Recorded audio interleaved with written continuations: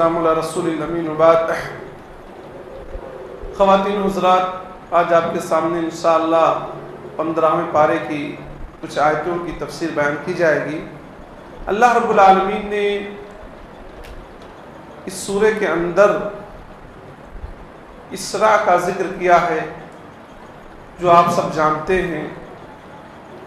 سبحان الذي اسرى بعبده ليلا من المسجد الحرام الى المسجد الاقصى الذي باركنا حوله لنريه من آیاتنا انه هو السميع البصير. بابرکت ہے وہ ذات جس نے نبی صلی اللہ علیہ وسلم کو رات کے کچھ حصے میں مسجد حرام سے مسجد اقصی کا سیر کرایا. وہ مسجد اقصی جس کے ارد گرد ہم نے برکتیں رکھی ہیں، ایسا ہم نے اس لیے کیا تاکہ آپ کو اپنی بڑی بڑی نشانیاں دکھلائیں. یقیناً اللہ تعالیٰ سننے والا اور خبر رکھنے والا ہے، دیکھنے والا ہے. گویا اللہ رب العالمین نے اس آیت میں اسراء کا ذکر کیا ہے. آپ جانتے ہیں کہ نبی صلی اللہ علیہ وسلم جس سواری پر بیٹھ کر گئے تھے وہ سواری براق کہی جاتی ہے. اس کا نام براق ہے. براق یہ گدھے سے بڑی ہوتی ہے اور خچر سے چھوٹی ہوتی ہے. گدھے سے بڑی ہے یہ سواری اور خچر سے چھوٹی ہوتی ہے. اس سواری کی خصوصیت یہ تھی کہ اس کی جہاں نگاہ ختم ہوتی تھی وہاں اس کا ایک قدم رکھتا ہوتا تھا. یعنی جہاں تک وہ دیکھتی تھی ایک قدم وہاں رکھ دیتی تھی. اللہ کے نبی صلی اللہ علیہ وسلم کہتے ہیں اسی سواری پر مجھے بٹھا کر مسجد اقصی پہنچایا گیا اور میں اس سواری پر سوار ہوا، بیت المقدس پہنچا تو میں نے وہیں پر اپنی سواری باندھی جہاں دیگر انبیاء بھی سواری باندھا کرتے تھے. آپ جانتے ارض فلسطین یہ انبیاء کی سرزمین رہی ہے. حضرت ابراہیم علیہ السلام، یعقوب، یوسف، یہ سب انبیاء کی سرزمین رہی ہے. کہتے ہیں پھر میں مسجد اقصی کے اندر داخل ہوا اور میں نے 2 رکعت نماز پڑھائی. گویا یہ اشارہ تھا کہ اللہ کے نبی صلی اللہ علیہ وسلم سید الانبیاء ہیں، سید الانبیاء والمرسلین ہیں. تمام انبیاء میں سب سے افضل ہیں، آپ تمام رسولوں میں آپ سب سے افضل ہیں. اور ایک اشارہ یہ بھی تھا کہ اب نبی کی شریعت چلے گی، اب نبی کی شریعت چلے گی، دیگر شریعتیں اب منسوخ ہو جائیں گی. دیگر کتابوں پر اب عمل نہیں بلکہ قرآن مجید پر عمل ہوگا. اور اس کے بعد اللہ کے نبی صلی اللہ علیہ وسلم کو آسمان پہ لے جایا گیا. وہ تو معراج ہے. وہاں پر آپ صلی اللہ علیہ وسلم کی مہمان نوازی کے لیے 2 برتن پیش کیا گیا. ایک برتن میں شراب تھا اور ایک برتن میں دودھ تھا. نبی کہتے ہیں میں نے دودھ کو چوائس کیا، دودھ کو پسند کیا. تو جبریل امین نے کہا کہ آپ نے فطرت کو پسند کیا. دودھ میں کوئی ملاوٹ نہیں ہوتی ہے، شراب میں کئی طرح کی ملاوٹیں ہوتی ہیں. پھر آپ صلی اللہ علیہ وسلم کو پہلے آسمان پر لے جایا گیا. آدم علیہ السلام سے ملاقات ہوئی، دوسرے پر، تیسرے پر، چوتھے پر، 5ویں، 6ویں، 7ویں پر پھر سدرۃ المنتہا تک جبریل امین ساتھ گئے. اس کے بعد اللہ رب العالمین نے نبی صلی اللہ علیہ وسلم کو 50 وقت کی نمازیں عطا کی. آپ صلی اللہ علیہ وسلم 50 وقت کی نمازوں کو تحفے میں لے کر واپس ہو رہے تھے. واپسی میں حضرت موسیٰ علیہ السلام سے ملاقات ہوئی. موسیٰ علیہ السلام کے سمجھانے پر نبی بار بار اللہ کے پاس آتے گئے، جاتے گئے اور یہ 50 وقت کی نمازیں لاسٹ میں کتنی ہو گئی؟ 5 وقت کی رہی. اور 5 وقت کی نماز کوئی پڑھتا ہے تو 50 وقت کی نماز کا ثواب اسے ملتا ہے.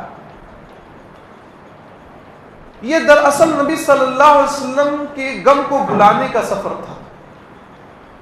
جب میں اسراء و معراج کرایا گیا، آپ کی بیوی حضرت خدیجہ رضی اللہ عنہا کا انتقال ہو چکا تھا.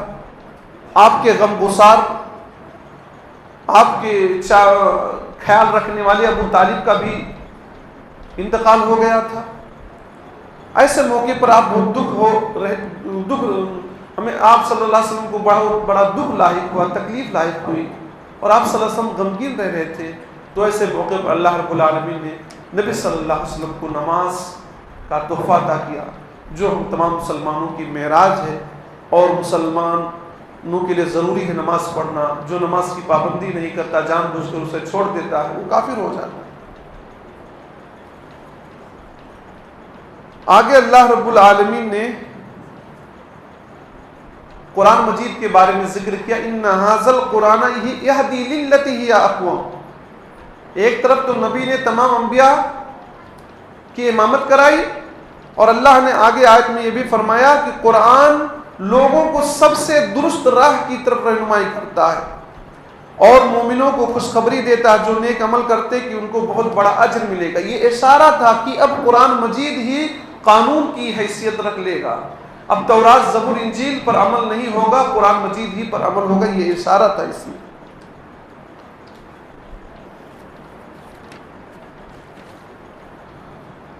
آگے اللہ رب العالمین نے فضول خرچی کرنے والوں کے تعلق سے ذکر کیا، ان المبذرین کانوا اخوان الشیاطین. جو فضول خرچی کرتے، حد سے زیادہ خرچ کر جاتے، کام کم میں ہو جاتا ہے، زیادہ لگا دیتے ہیں اس میں، ایسے لوگ شیطانوں کے بھائی ہیں، اور شیطان اپنے رب کا بہت بڑا ناشکرا ہے.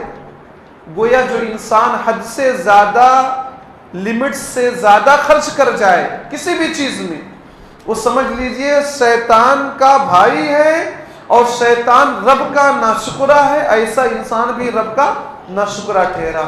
لہذا انسان کو فضول خرچی سے بچنا چاہیے. فوراً بعد اللہ تعالیٰ نے یہ بھی کہا وَلَا تَجْعَلْ يَدَكَ مَغْلُولَةً إِلَىٰ عُنُقِكَ. ایک طرف حد سے زیادہ خرچ کرنے والوں کی مذمت بیان کی، تو دوسری طرف ان لوگوں کو بھی تنبیہ کیا کہ اپنے ہاتھ کو گردن سے باندھ کر مت رکھ لینا، کہ بالکل ہی خرچ نہ کرنا. کچھ لوگ ایسے ہوتے ہیں 1 روپیہ تک دین کے راستے میں لگانا پسند نہیں کرتے، کروڑوں ارب کے مالک ہیں، لیکن دین کے نام پر 10 روپیہ دینا انہیں اچھا نہیں لگتا. اللہ تعالیٰ نے یہ بھی نصیحت کی کہ ایک طرف فضول خرچی کی برائی کی، تو یہ بھی کہا کہ اپنے ہاتھ کو ایک دم بٹور کر، سکوڑ کر گردن تک نہ رکھ لینا کہ اب ہم کچھ خرچہ نہیں کریں. اور یہ بھی کہا کہ ہاتھ کو مکمل کھلا بھی نہ رکھ دینا کہ بعد میں آپ کو کیا ہے حسرت ہو، اور آپ خود سوچے کہ کچھ بچا لیا ہوتا تو اچھا تھا. ان ربک یبسط الرزق لمن یشاء ویقدر. یہ بات ذہن میں بٹھا لیجئے کہ تمہارا رب روزی کو جس کے لیے چاہتا کشادہ کر دیتا ہے، فراوانی کر دیتا ہے. دولت آ رہی، چاروں طرف سے آ رہی ہے. ویقدر، اور تمہارا رب جس کے لیے چاہتا ہے دولت کو کم کر دیتا ہے. تو خرچ کرتے رہو دین کے راہ میں، اسلام کے راستے میں. دینے والا اللہ ہے. اپنے ہاتھ کو باندھ کر نہ رکھو، اور دنیاوی معاملات میں آپ فضول خرچی سے کام نہ لو. کھاؤ پیو حساب سے، لیکن فضول خرچی ہرگز نہ کرو. انہ کان بعبادہ خبیرا بصیرا. اللہ رب العالمین اپنے بندوں کو کے بارے میں باخبر ہے اور جانتا ہے. آگے اللہ رب العالمین نے ذکر کیا وَلَا تَقْرَبُوا الزِّنَا إِنَّهُ كَانَ فَاحِشَةً وَسَاءَ سَبِيلًا. اے لوگوں، زنا کے قریب نہ جاؤ. زنا فحش کام ہے اور بہت ہی برا راستہ ہے. تو گویا کہ اللہ رب العالمین مسلم مرد کو، مسلم عورتوں کو یہ حکم دے رہا ہے کہ انسان اپنی خواہش کو پورا کرنے کے لیے غلط طریقہ نہ استعمال کرے. زنا کے قریب نہ جائے، زنا کے بارے میں نہ سوچے. بہت بڑا جرم ہے، بہت بڑا پاپ ہے.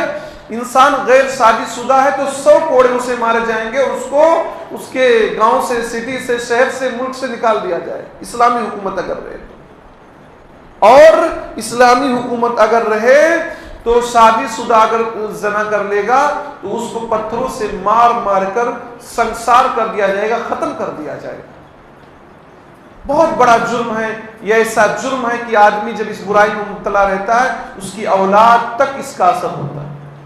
اس کی اولاد میں اس کا بہت غلط اثر جاتا ہے، اور انسان بعد میں بہت زیادہ پچھتاتا ہے. آگے اللہ رب العالمین نے بھی ذکر کیا وَلَا تَمْشِ فِي الْأَرْضِ مَرْحًا.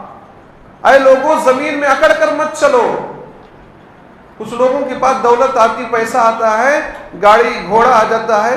کچھ نوجوانوں کے پاس بلٹ گاڑی آ جاتی ہے، بلٹ گاڑی، اس میں ایکسٹرا ساؤنڈ کے لیے کچھ لگوا لیتے ہیں، اور کسی کے پاس سے گزرتے ہیں تو ساؤنڈ بڑھا دیتے ہیں چوکانے کے لیے اور دکھانے کے لیے کہ میرے پاس یہ گاڑی ہے، 1.5-2 لاکھ کی گاڑی ہے، 2.5 لاکھ کی گاڑی. اللہ کہتا زمین میں اترا کر اکڑ کر نہ چلو، تم زمین کو نہیں پھاڑ سکتے اور پہاڑ کی بلندی کو بھی نہیں پہنچ سکتے. سیدھے سے چلو، قاعدے سے چلو، حساب سے چلو، لمٹ میں رہو. یہ کیا کہ تھوڑی دولت کیا آ گئی، کچھ گاڑی گھوڑا آپ نے خرید لیا، اب کیا ہے سب کو کیا ہے آپ کیا ہے حقیر سمجھیں اور زمین پر چلیں تو پیر کو پٹک پٹک کر چلیں، تکبر سے چلیں، گھمنڈ سے چلیں. اللہ کو یہ چیز پسند نہیں. آپ جانتے ایک شخص 2 چادریں پہن کر اکڑ کر چل رہا تھا. ایک شخص 2 چادریں پہن کر گھمنڈ سے، فخر سے، تکبر سے چل رہا تھا. زمین میں اسے دھسا دیا گیا، قیامت تک وہ زمین میں دھستا رہے گا. صحیح مسلم کی روایت. آگے اللہ رب العالمین نے بھی ذکر کیا، تسبح له السماوات السبع والارض ومن فیہن. ساتوں آسمان اللہ کی تسبیح بیان کرتے ہیں. 7 آسمان، ساتوں آسمان، ساتوں زمین اللہ کی تسبیح بیان کرتے ہیں. ومن فیہن، آسمانوں کے اندر جو ہیں وہ بھی اللہ کی تسبیح بیان کرتے ہیں، زمین کے اندر جو ہیں وہ بھی اللہ کی تسبیح بیان کرتے ہیں.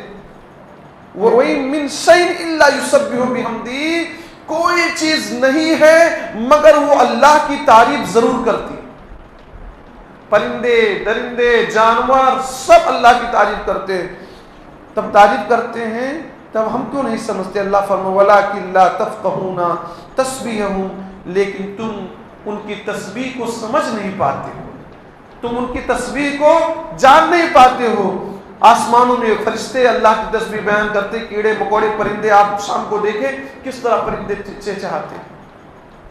بے شک اللہ رب العالمین بردبار ہے، بہت زیادہ معاف کرنے والا. آپ جانتے ہیں جس تنے کے